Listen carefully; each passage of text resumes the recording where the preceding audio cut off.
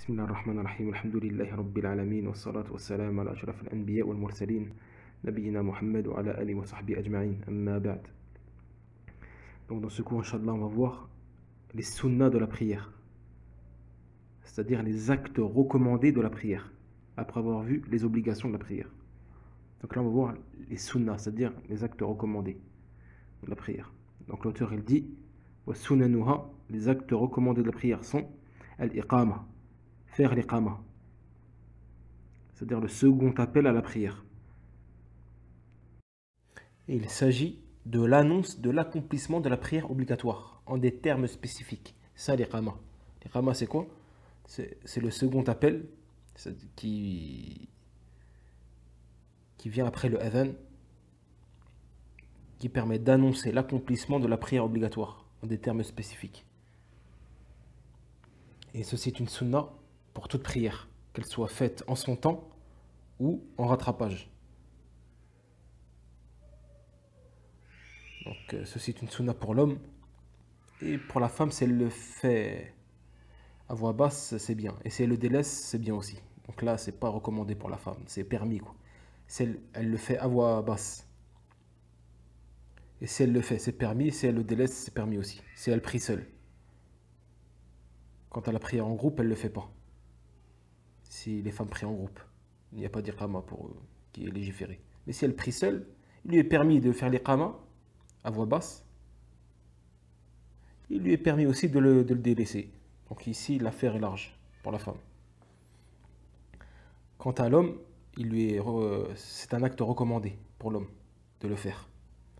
Donc s'ils sont en groupe, ils le font à voix haute. Et s'il est seul, il le fait à voix basse.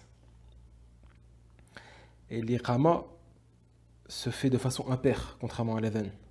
Il se fait de façon impaire. C'est-à-dire, on va dire Allahu Akbar, Ashhadu an la ilaha illallah, Ashhadu anna Muhammadan Rasulullah, Hayya ala salah, Hayya ala falah, Qad qamati salah, Allahu Akbar, la ilaha illallah. Donc on dit une fois, Qad qamati salah, on ne dit pas deux fois. Et ça, c'est l'avis des Malikites et c'est l'opinion de l'imam Malik. Car l'imam Malik, il y a un hadith de Anas où il dit Bilal a reçu l'ordre de faire le premier appel, c'est-à-dire l'adhan, de façon paire, et le deuxième appel de façon impaire, c'est-à-dire l'iqama. Donc Anas, il dit quoi dans le hadith? Il dit Bilal, qui était celui qui faisait l'adhan pour le prophète sallallahu alayhi wa sallam, il dit Bilal a reçu l'ordre de faire le adhan de façon paire et l'iqama de façon impaire. Et l'imam Malik fut interrogé au sujet de l'iqama. Il dit qu'il ne doit pas être pair, mais impair. Il dit telle est la règle suivie par les gens de science de notre contrée, c'est-à-dire de Médine, les habitants de Médine. Car l'imam Malik, il habite à Médine. Donc il disait ça. Telle était la règle suivie par les gens de science dans notre pays, dans notre contrée, c'est-à-dire les habitants de Médine. L'auteur dit, donc deuxième acte recommandé de la prière, was-soura allati ba'da al-Fatiha. Réciter du Coran, c'est-à-dire une sourate ou quelques versets après la Fatiha. Donc, fait partie des sunnas de la prière, des actes recommandés de la prière, de réciter du Coran après avoir récité la Fatiha. Donc réciter du Coran après la prière, c'est une sunna. La Fatiha, réciter la Fatiha, c'est obligatoire. Réciter du Coran, que ce soit une sourate ou quelques versets, est sunna. Et cela dans les deux premiers cycles des prières obligatoires. Comme les deux cycles de la prière du Fajr, les deux premiers cycles de la prière du Dhuhr, les deux premiers cycles de la prière du Asr, les deux premiers cycles de la prière du Maghrib et les deux premiers cycles de la prière du Isha. On récite la Fatiha et après, il est sunna de réciter du Coran. Tant pour l'imam qui dirige la prière que pour le prieur qui prie seul. Et quant à celui qui est dirigé par un imam, il lui est aussi recommandé qu'il récite du Coran après la Fatiha dans les prières où on lit le Coran à voix basse. C'est-à-dire le Dhuhr et l'Asr. Quant aux prières obligatoires où on lit le Coran à voix haute, c'est-à-dire le Fajr, Maghrib et Isha, il lui est déconseillé de réciter du Coran. Parce que là, il doit écouter et être attentif à la récitation de l'imam. Donc là, il ne lui est pas recommandé de réciter dans les prières obligatoires où on lit le Coran à voix haute. Là, il doit écouter l'imam réciter. Mais il lui est recommandé, il prie derrière un imam, de réciter du Coran à voix basse dans les prières où on lit le Coran à voix basse.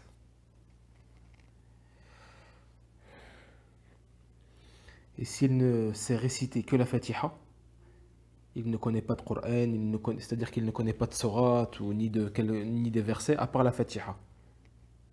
Donc il récitera la Fatiha et s'inclinera juste après avoir récité cette sourate, c'est-à-dire la Fatiha. Et il n'observera pas un temps d'attente entre sa récitation de la Fatiha et l'inclinaison. C'est-à-dire pour simuler la récitation du Coran. Celui qui ne connaît pas le Coran, à part la Fatiha, il n'a rien appris dû à une excuse valable ou autre. Soit il s'est converti récemment, soit il ne sait pas lire, soit etc. etc. Il ne connaît que la Fatiha, on a dit qu'il récite seulement la Fatiha, et puis une fois Surat al-Fatiha récitée, il s'inclinera directement, sans observer un temps d'attente, pour simuler justement la récitation du Coran. L'auteur dit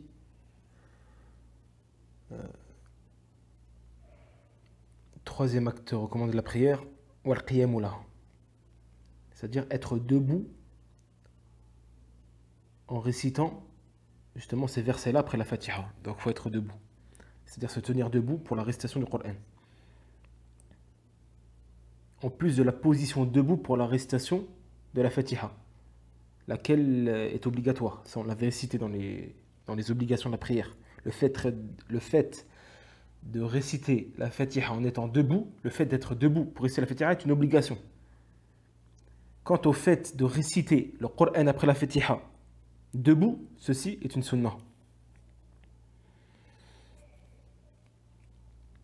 Et cela en vue du hadith du prophète sallam où il dit « Priez comme vous m'avez vu prier ».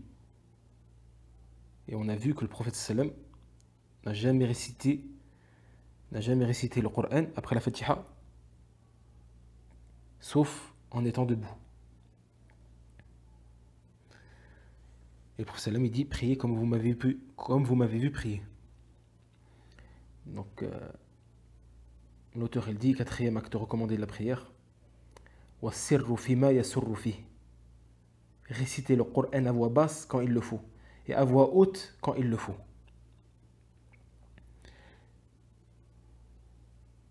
Donc on doit réciter le Coran à voix haute, comme la Fatiha, puis le Coran qu'on va réciter après la Fatiha, dans les deux premiers cycles de la prière, comme on a cité tout à l'heure. Donc, quelles sont les prières où on va rester à voix haute dans les deux premiers cycles? C'est quoi? C'est le Subh, c'est-à-dire le Fajr, la prière du vendredi aussi, la prière du Maghrib et du Isha. Et le minimum requis en matière de récitation à voix haute consiste pour l'homme à se faire entendre par autrui. Ça, c'est le minimum requis pour l'homme. Cela consiste à se faire entendre par autrui. Quant à la femme, le minimum requis dans le fait de réciter à voix haute, c'est le fait qu'elle s'entende elle-même. Il n'y a pas besoin qu'elle se fasse entendre à l'extérieur ou par autrui. Ce qui est requis pour la femme, c'est qu'elle se fasse entendre elle-même. Ça, c'est le minimum. Si elle récite à voix haute de sorte à ce qu'elle se fasse entendre elle-même, elle aura accompli la sunna de réciter à voix haute. Dans les prières où on récite à voix haute. Quant à l'homme, le minimum requis, c'est de se faire entendre par autrui. Et cela en vue du hadith de Jubayr ibn Mut'im, qu'Allah l'agré, il dit: j'ai entendu le messager d'Allah sallallahu alayhi wa sallam réciter durant la prière du Maghrib la sourate Wat-Tur. Donc il dit: j'ai entendu le prophète sallam réciter. Donc ça prouve que le prophète sallam récitait à voix haute la prière du Maghrib. Il a dit: j'ai entendu le prophète sallam réciter durant la prière du Maghrib la sourate Wat-Tur. At-Tur, la sourate 52. Et d'après le compagnon Al-Bara, qu'Allah l'agré, il dit: le prophète sallallahu alayhi wa sallam était en expédition et il récita à la prière du Isha durant un des deux premiers cycles de celle-ci la sourate Wat-Tin wa Zaytoun. Wat-Tin wa Zaytoun. Donc là, il entendait le prophète sallam réciter durant la prière du Isha, durant le premier cycle. Donc ça prouve que le prophète sallam, durant le Isha aussi, il récitait à voix haute. Donc ça prouve que dans la prière du Maghrib et du Isha, on récite à voix haute durant les deux premiers cycles de la prière. Et pareil aussi pour les deux cycles de prière du Fajr. Car d'après Salama, qu'Allah l'agré, elle dit qu'elle entend, elle raconte qu'elle entendit le prophète sallam lorsqu'il fait la prière du Fajr, du Subh, il récitait la sourate Wat-Tur. Donc elle a entendu le prophète sallam réciter, Salama. Le prophète sallam réciter durant le Fajr, durant les deux cycles du Fajr, ou bien du Subh. La sourate Tur. Donc ça prouve qu'il récitait à voix haute, aussi durant la prière du Fajr. L'auteur dit, donc comme on a dit, réciter le Coran à voix basse quand il le faut et à voix haute quand il le faut. Donc à voix basse, là on a parlé de réciter le Coran à voix haute quand il le faut. Donc à voix basse, comme les prières du Dhuhr et du Asr. Ainsi que dans le dernier cycle de la prière du Maghrib et dans les deux derniers cycles de la prière du Isha. Donc ici, on va réciter à voix basse. Et le minimum demandé en matière de récitation à voix basse consiste pour l'homme et la femme à remuer la langue. Ça, c'est le minimum requis dans la récitation à voix basse. C'est de remuer la langue. Même si on ne s'entend pas soi-même, du moment qu'on remue la langue, c'est le minimum requis, c'est suffisant. Et d'après Abu Ma'mar, il rapporte, il dit, nous demandions à Khabbab, Khabbab c'est un compagnon. Abu Ma'mar, il demande à Khabbab, qui est un compagnon, qu'Allah l'agré, il demande si le messager d'Allah sallam récitait le Coran durant la prière du Dhuhr et du Asr. Et Khabbab, le compagnon, il répondit oui. Et ceux qui étaient en sa présence demandèrent: comment le saviez-vous? Comment le savez-vous qu'il récitait durant le Dhuhr et l'Asr, car c'était à voix basse? Il dit: nous le reconnaissons à l'agitation de sa barbe. Nous le reconnaissons à l'agitation de sa barbe. Donc ça prouve qu'il récitait à voix basse.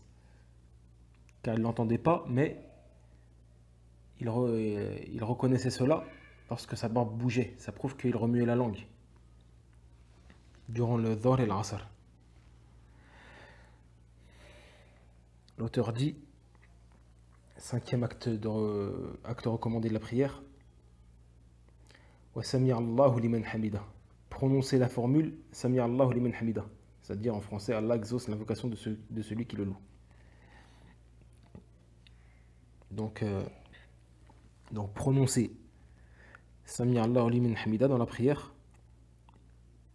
Donc si c'est pour l'imam, il le récite à voix haute. L'imam qui dirige une prière, il va le réciter à voix haute.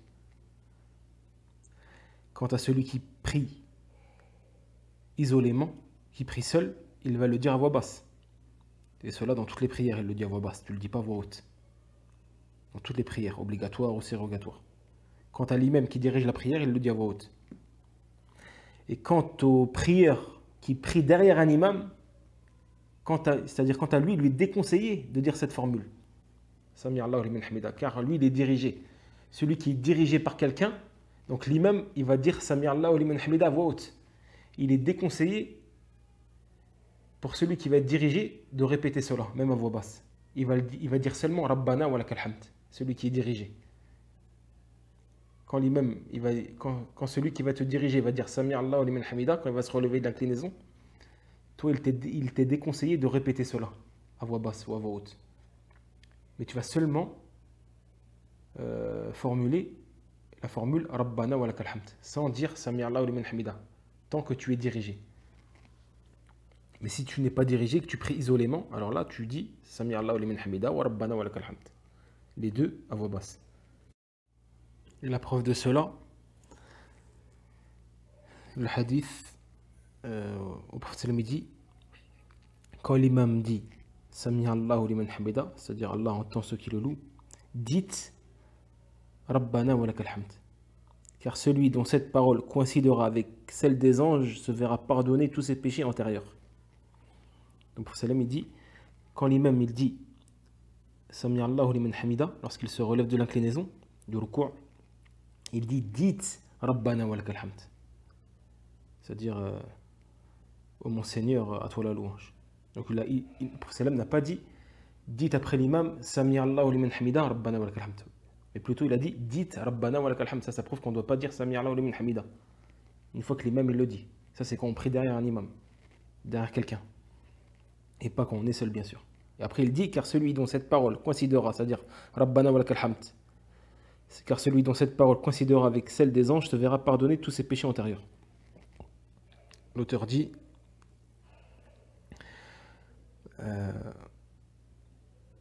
sixième acte recommandé de la prière, wa kullu takbiratin sunnah illa al-ula. Toutes les takbirat de la prière sont des actes recommandés, sauf le takbirat al-ihram qui est obligatoire. Donc tous les takbir, c'est-à-dire le takbir c'est quoi? C'est le fait de dire, c'est la formule Allahu Akbar, sont des actes recommandés. Sauf le takbir de sacralisation, qui est un acte obligatoire qu'on a vu dans le cours précédent.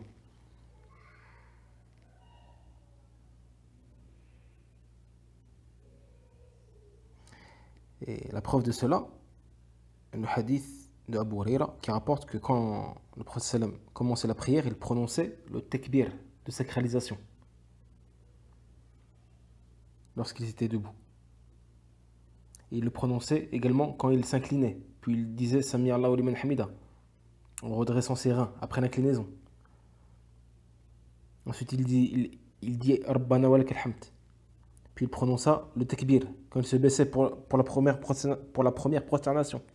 Et il le prononçait quand il se relevait de la prosternation. Et il faisait de même en accomplissant la deuxième prosternation. Il disait Allahu Akbar. Et en relevant la tête, il disait le takbir, Allahu Akbar. Il procédait de la même façon dans tout le cours de la prière. Et il prononçait encore le takbir lorsqu'il se relevait à la suite des deux cycles de prière, c'est-à-dire après le tashahhud. Donc ça prouve que les takbir, que le prophète prononçait la formule Allahu Akbar durant la prière, dans les endroits qu'on vient de citer dans le hadith. Donc ça prouve que c'est légiféré. Mais après on a dit que c'est des actes recommandés non obligatoires. Le seul takbir qui est obligatoire, c'est le takbir de sacralisation. Lorsqu'on rentre en prière, on dit Allahu Akbar. Ça c'est le seul qui est obligatoire. Le reste est recommandé. Et la preuve de cela, que c'est recommandé, tous les autres takbir, la preuve que tous les autres takbir sont recommandés, hormis le takbirat al-ihram, le takbirat de sacralisation, le prophète il dit à un compagnon, lorsque tu t'apprêtes à prier, fais le takbir, c'est-à-dire takbirat al-ihram, qui est obligatoire. Puis récite ce que tu possèdes du Coran. Puis incline-toi jusqu'à ce que tu ressentes de la sérénité dans cette position. Donc là, le prophète il n'a pas cité les autres takbir, hormis le takbir de sacralisation. Donc ça prouve que c'est recommandé. et non obligatoire. Si ce serait obligatoire, il l'aurait cité. Le prophète il dit quoi? Il dit lorsque tu t'apprêtes à prier, fais le takbir, c'est-à-dire le takbir de sacralisation. Puis récite ce que tu possèdes du Coran. Puis incline-toi jusqu'à ce que tu ressentes de la sérénité dans cette position.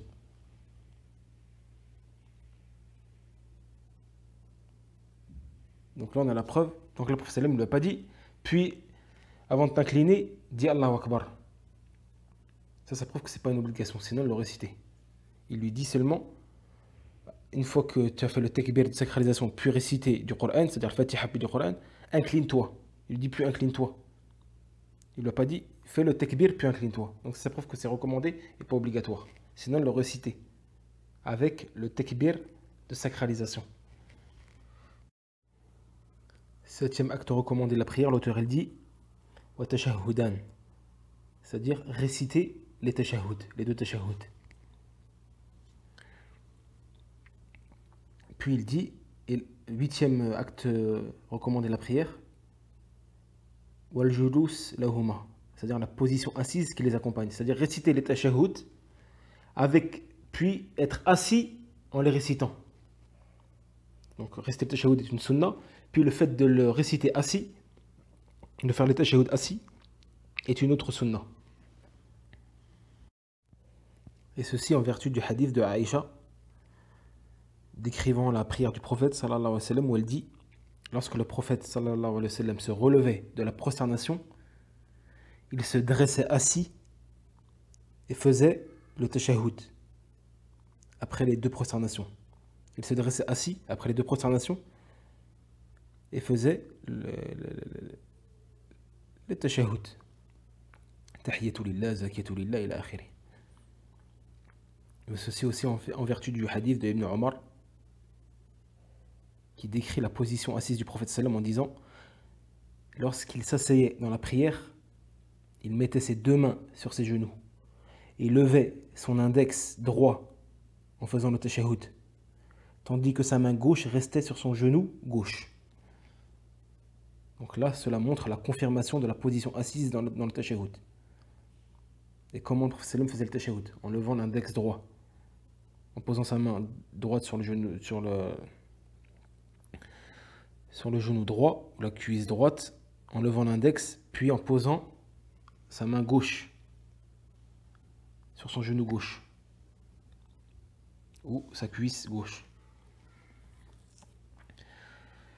L'auteur dit, huitième sunnah, c'est-à-dire huitième acte recommandé de la prière, wa taqdimu al-fatiha la surah, réciter la fatiha avant la sourate. Réciter la fatiha avant la sourate. Donc parmi les sunan, les actes recommandés, c'est de commencer par réciter la fatiha, puis après réciter le Coran. Dans les deux premiers cycles des prières, on récite le Coran, comme on a dit tout à l'heure. Et non l'inverse, c'est pas on récite le Coran, puis après on récite la fatiha. Ça c'est détestable. Si le prieur se trompe, il se rattrape. S'il récite par exemple une sourate ou quelques versets, puis la fatiha, là on lui dit, continue, récite des versets après la fatiha. Et s'il l'oublie et qu'il s'incline, sa prière est valide. Mais c'est détestable. Donc parmi les sunnahs, c'est de réciter d'abord la fatiha avant la sourate, et non l'inverse. C'est de respecter cet ordre-là. L'auteur dit,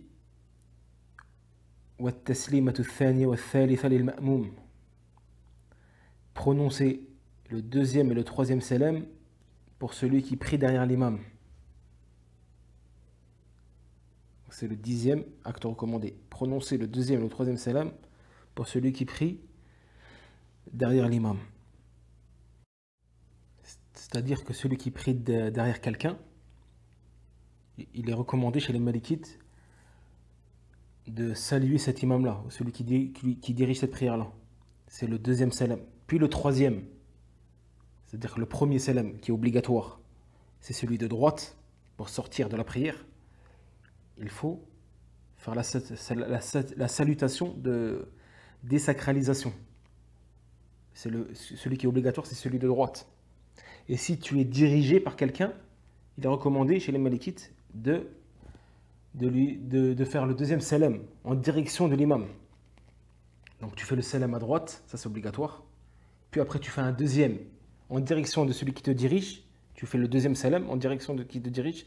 Puis le troisième, et il est aussi recommandé de faire le troisième à celui qui est à côté de toi. Tu fais le troisième salam à gauche, c'est-à-dire. Donc le premier qui est à droite, ça c'est obligatoire, comme on l'a vu dans le cours précédent. Celui-ci fait partie des obligations de la prière pour sortir de celle-ci. Et si tu es dirigé par quelqu'un, tu pries derrière quelqu'un, alors là il t'est recommandé de faire un deuxième salam, c'est-à-dire en direction de celui qui te dirige. Après avoir fait le salut final à droite, tu fais le deuxième en direction de celui qui te dirige. Puis après, tu enchaînes avec le troisième à gauche. Donc le deuxième en direction de l'imam ou de celui qui te dirige, puis le troisième aussi qui est à ta gauche, ces deux-là sont sunnah, sont recommandés. Quant au premier qui est à droite, est obligatoire. Et ceci conformément à la pratique de Ibn Omar, qui a été rapportée par l'imam Malik dans le Muwatta, dans son livre, dans son recueil de hadith al-Muwatta. L'imam Malik rapporte que Ibn Omar, il faisait le tashahhud, et une fois son tashahhud terminé, il saluait à sa droite, puis il faisait le salut en direction de l'imam, le salam en direction de l'imam, quand il était dirigé, puis il fit le salut à gauche. Donc l'imam Malik rapporte ce athar-là, ce récit-là d'Ibn Omar, dans son recueil de hadith qui s'appelle Muwatta. Donc ça c'est la preuve des Malikites dans ceci. À la kulihel, beaucoup de savants ils ne voient pas que ça c'est légiféré de passer le salam en direction de celui qui nous dirige. Il est suffisant de saluer à droite et à gauche. Le premier à droite est obligatoire, celui de gauche est recommandé. Quant à faire le salut, c'est-à-dire le salam en direction de celui qui nous dirige, si on est dirigé, beaucoup ne voient pas ça, que ceci est légiféré. Mais chez les Malikites, c'est légiféré et on a vu la preuve, on a vu leur preuve, qui a été rapportée par les mêmes Malik dans le Muwatta, dans son recueil de hadith qui s'appelle le Muwatta. L'auteur dit 11e acte recommandé, 11e sunnah de la prière. Wal jahru bit taslimatil wajiba. Prononcer le salam obligatoire à voix haute. Prononcer le salam obligatoire à voix haute. Quel est le salam obligatoire? On a dit c'est celui de droite. Quant à celui de gauche, il est recommandé. C'est une sunnah. Donc le fait de prononcer à voix haute le salut final de droite est une sunnah recommandée. Et ceci pour l'imam qui dirige la prière et pour le prieur qui prie derrière lui. Donc l'imam, il est recommandé à l'imam de formuler le salut de droite, le salam de droite à voix haute, ainsi que pour celui qui prie derrière lui. Et ce qui est requis pour celui qui prie derrière lui, en le disant à voix haute, c'est de faire entendre celui qui est à côté de lui, c'est tout. Il n'a pas besoin de crier. Le fait que celui qui est à côté de lui l'entende est suffisant à accomplir la sunnah chez les Malikites. Quant à celui qui prie seul, ou celle qui prie seul, le fait de prononcer le salut final à droite n'est pas recommandé. Donc, celui qui prie seul ou celle qui prie seul se contentera de faire le salut final de droite à voix basse. Cette sunna-là consiste seulement pour l'imam qui dirige la prière, celui qui dirige la prière et celui qui prie derrière lui. 12e sunna de la prière. Wassalatu ala rasulillah sallallahu alayhi wa sallam. Donc, prier sur le prophète sallallahu alayhi wa sallam. Donc, la prière sur le prophète dans le dernier tashahhud. Dans le dernier tashahhud. Après avoir prononcé ou formulé le dernier tashahhud. On prie sur le prophète. Ceci est une sunnah. Et ceci en vertu du hadith de Abu Mas'ud al-Ansari qui rapporta, il dit l'envoyé d'Allah, sallallahu alayhi wa sallam, se présenta à nous alors que nous étions dans une assemblée. Et l'un d'entre nous demande au prophète et lui dit: Ô messager d'Allah, Allah nous a ordonné de prier sur toi. Comment devons-nous nous y prendre? Donc le prophète répondit: dites Allahumma salli ala Muhammad wa ala ali Muhammad kama sallayta ala Ibrahim wa ala ali Ibrahim innaka hamidun majid. Allahumma barik ala Muhammad wa ala ali Muhammad kama barakta ala Ibrahim wa ala ali Ibrahim innaka hamidun majid. Donc c'est ceci, la prière sur le prophète sallam après le dernier tashahhud, avant de faire le salut final. Donc ceci est recommandé et non une obligation. L'auteur dit والسجود على الأنف والكفين والركبتين وأطراف القدمين. Donc 13e sunna de la prière, 13e acte recommandé de la prière, se prosterner sur le nez, les deux mains, les deux genoux et les extrémités des deux pieds. Donc on avait dit, parmi les obligations de la prière, c'est de se prosterner sur le front. Ce qui est obligatoire dans la prosternation, c'est de se prosterner sur le front. Et le reste est recommandé. Donc le fait de se prosterner en appui sur les deux mains, les deux genoux et les deux extrémités des pieds et sur le nez est recommandé et non obligatoire. Ce qui est obligatoire, c'est le front. C'est le front. Ceci en vertu du hadith d'Ibn Abbas, au prophète sallam dit: il m'a été ordonné de me prosterner sur 7 os, sur le front, sur le nez, sur les deux mains, les deux genoux et les extrémités des deux pieds.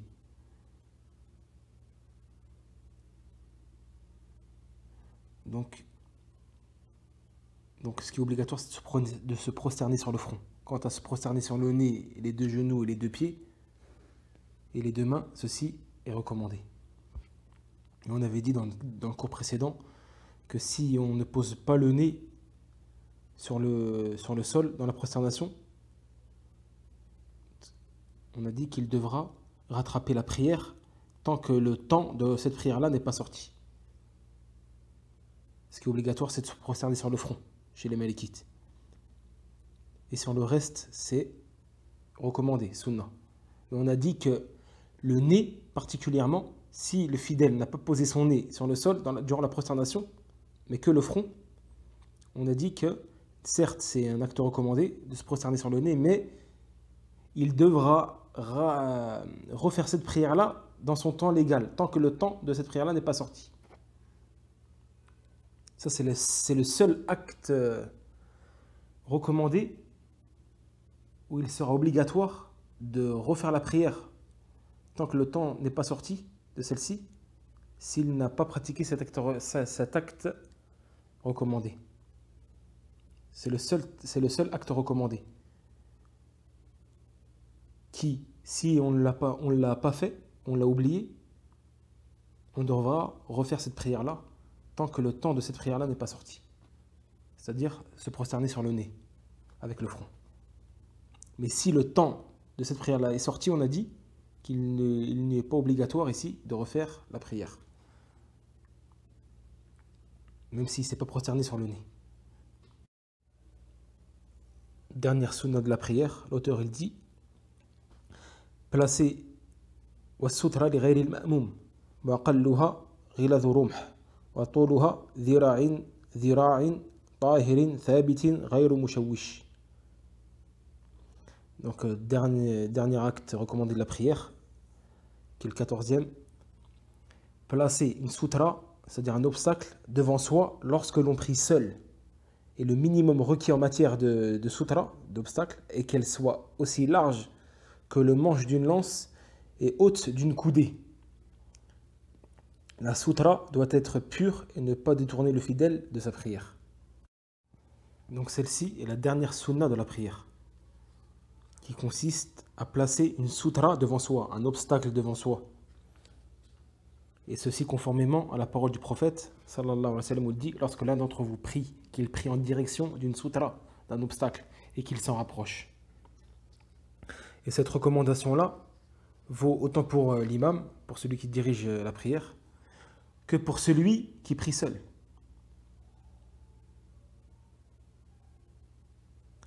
Quant à celui qui prie derrière un imam, la sutra de ce dernier, c'est-à-dire pour celui qui prie seul, pour celui qui prie derrière un imam, la sutra de l'imam est la sutra de celui qui prie derrière lui. La sutra de l'imam, on a dit que la recommandation vaut pour celui qui dirige la prière, pour l'imam, que pour celui qui prie seul. Quant à celui qui prie derrière un imam, derrière quelqu'un, la sutra de celui qui dirige la prière sera la sutra de celui qui prie derrière cet imam.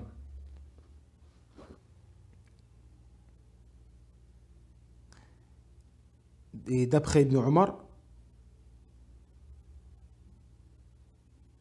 le jour de la fête, de la rupture du jeûne, lorsqu'il sortit, le prophète sallam donna l'ordre d'apporter une pique, et de la planter devant lui. Et c'est devant cette pique, il raconte Ibn Omar, que le prophète sallam fit la prière.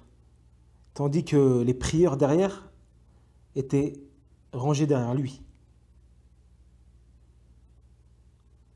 Donc là, ça prouve que le pic que le prophète sallam a planté devant lui servait de sutra pour lui, pour l'imam, ainsi que pour ceux qui priaient derrière lui et rangés derrière lui. Donc,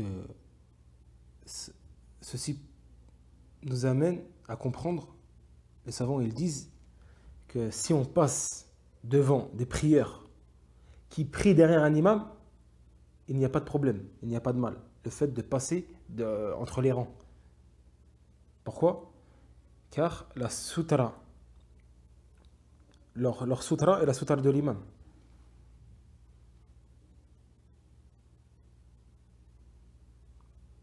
Donc ici, il n'y aura pas de mal à passer devant les rangs, devant les prieurs, tant qu'il prie derrière l'imam.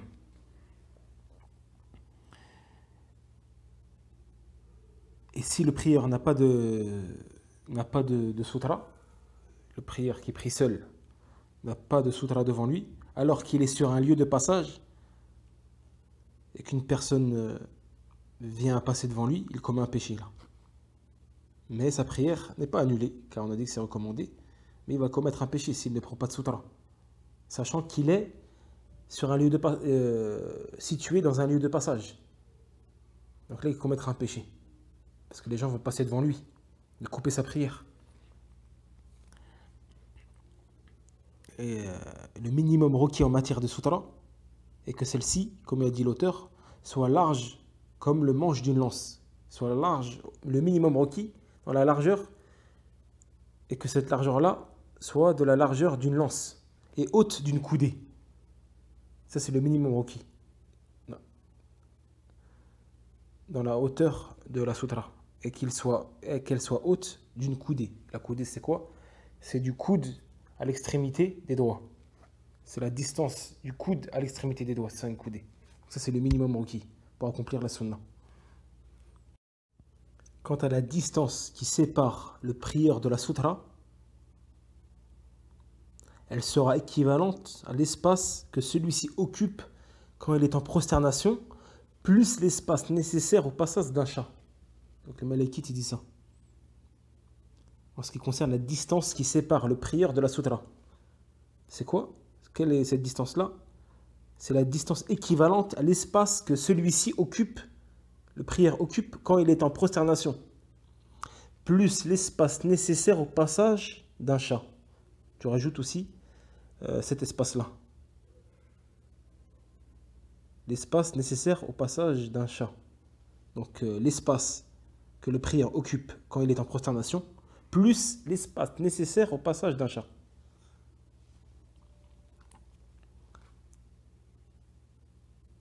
Il est permis aussi, les savants ils disent, les malikites, il est également permis au prieur de faire du dos d'une personne une sutra, à condition que cette personne soit musulmane et qu'elle ne soit pas aussi une femme étrangère à sa famille. Il est interdit aussi de passer devant une personne en prière sans raison valable, même si celle-ci n'a pas placé d'obstacle de sutra. Il est interdit de passer devant lui, même si celle-ci n'a pas passé de sutra. Et il est recommandé au prieur, en prière, de repousser la personne qui passe devant lui. Donc si tu vois une personne passer devant toi, entre toi et ta sutra, ou bien si tu n'as pas mis de sutra, tu vois une personne passer devant toi, c'est-à-dire